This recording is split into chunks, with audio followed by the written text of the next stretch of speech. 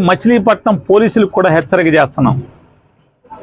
ఈ రకమైనటువంటి తప్పుడు ఉద్యోగం మీరు చేయటం మొదలు పెడితే ఖచ్చితంగా బందర్లో హింసా రాజకీయాలు మొదలవుతాయి.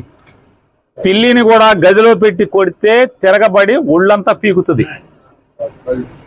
మేము శాంతి కాముకులమే అవ్వచ్చు, అయినంత మాత్రాన ఈ రకంగా ఇళ్ల మీదకి రౌడీల్ని, కిరాయి మనుషుల్ని, తాగుబోతుల్ని తాగిచ్చి పంపించే పరిస్థితి వస్తే నీకు 50 మంది ఉంటే మా దగ్గర వందల వేల సంఖ్యలో ఉంటారు. పోలీసుకు కూడా చెప్తున్నాం,